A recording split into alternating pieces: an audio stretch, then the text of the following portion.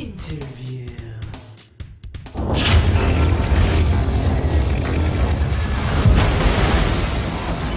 Hey everybody, Sean McInnes here, down here in LA, where Activision has officially unveiled Call of Duty Black Ops multiplayer. I've got Daniel Suarez, the game's executive producer, here to tell us a few things about it. Daniel, thanks for joining us. Thanks, Sean. Great to be here. So one of the big features that you guys unveiled tonight was this new training system for the game, which sort of, takes players and eases them into the competitive multiplayer experience.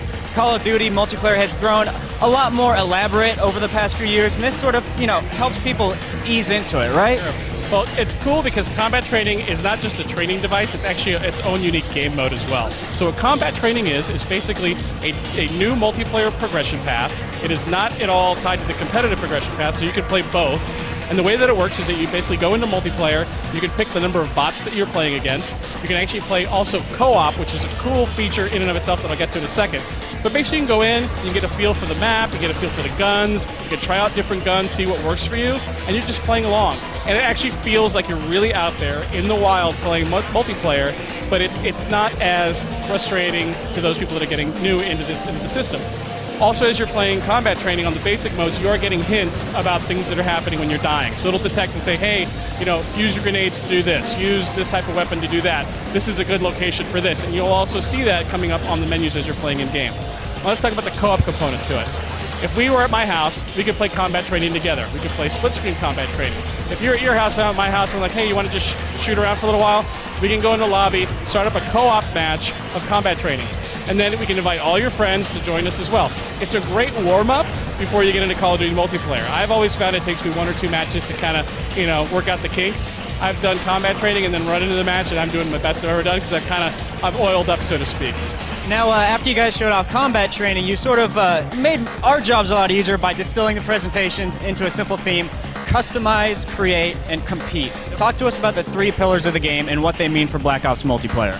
So, traditionally with Call of Duty, you add more weapons, more maps, more kill streaks, more perks. And we did that this year, but Call of Duty's become such this giant sort of mass phenomenon with players around the world. We needed to do more. The expectations have been set very, very high. So the team said, okay, where are the areas that we really can expand on? And we were looking at a bunch of different things, people making videos on YouTube with all the sort of crazy stuff they were doing in terms of their kill streaks and their knife kills and all that kind of stuff.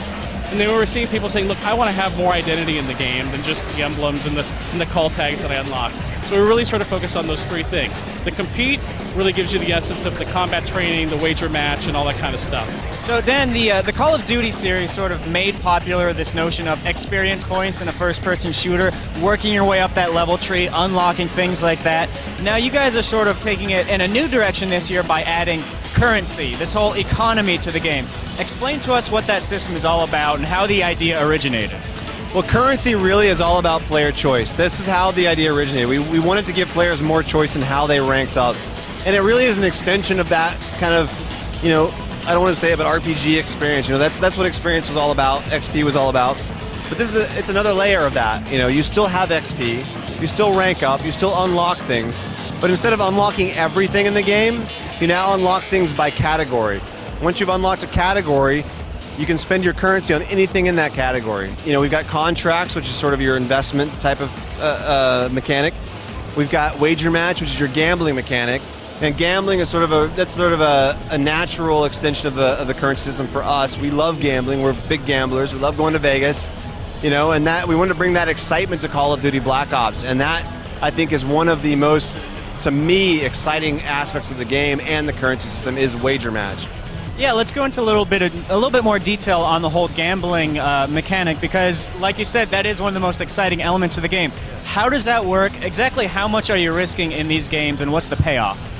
Well, you can risk really as much as you want. We have kind of low buy-in games, which are games you can play with your friends, but then we have high stakes as well. So if you're really hardcore and you want to put all your money on the line, or not all of it, tons of your money on the line, you can take that risk. And they're very simple. I mean, the designs of these game modes are very simple.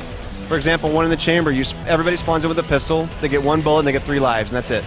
Once the 3 lives are done, they're done, and they have to watch everybody else own everybody else. So when you shoot somebody, you take their bullet, but if you miss, now you're without a bullet.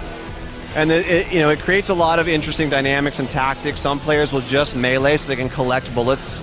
And then you get these really tense kind of one-on-one battles where you think the guy is done, but he actually has 4 bullets in his chamber.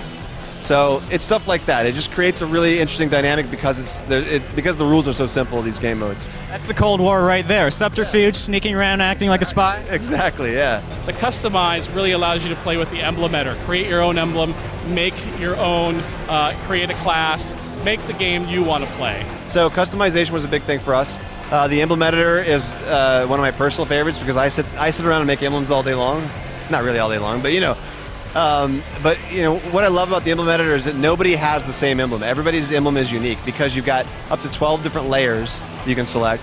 Within each layer is an icon. You can scale that icon, you can rotate it, you can change the color on it, you can set it to either outline mode or full fill-in mode. And so it just creates tons of opportunities for creativity for players. And then lastly, create, make your movies. And that was for us one of the new things that when we saw it, we're like, wow, this is going to open up a whole new avenue for people when they can actually make their own Call of Duty movies. So theater was part of our creation pillar. We wanted to give players the tools to create and kind of do things that were unexpected. We kind of design the game a certain way, and we give them tools, and once they get the tool, they do things that we had no idea that they're going to ever actually do with it. And the theater was one of those features where it's just like we want to give players the tools to make their own films, be their own filmmaker. We wanted to bring this kind of technology to the masses, so you don't have to have a capture card, you don't have to have any kind of editing software. It's all in game. Everybody has this feature. So for us, the theater is really a way to give players the tools to be creative. Any game that they play, it's recorded to our servers. They can go back, they can watch it. They can even watch it with their friends in the theater lobby. They can edit clips. We have transitions between clips. You can view any player's perspective from first person to third person. You can also go into free camera. So you can kind of tell, like, this is going to give the Machinima community a ton of tools to work with. It's also going to give just the casual player a way to make their greatest hits reels or whatever they want to do. It's going to give the competitive community a way to observe and view the games they've played, to see how other players play in those matches, and they can learn from their mistakes. So I'm super excited about this feature. Cool. Now, obviously that sounds like a very cool feature. Another cool feature that's going to be of interest to PC players is that you guys recently announced mod support and dedicated servers. How did you guys arrive at that decision? How did we arrive at that decision? A very, very vocal community. We want dedicated servers. We want mod tools. There's a lead at Treyarch named Caesar, who is the advocate and the main guy who pushes everything for PC. And from day one, he was like, look, we need to do this. This is critically important for the PC community. And he has been really their advocate from day one.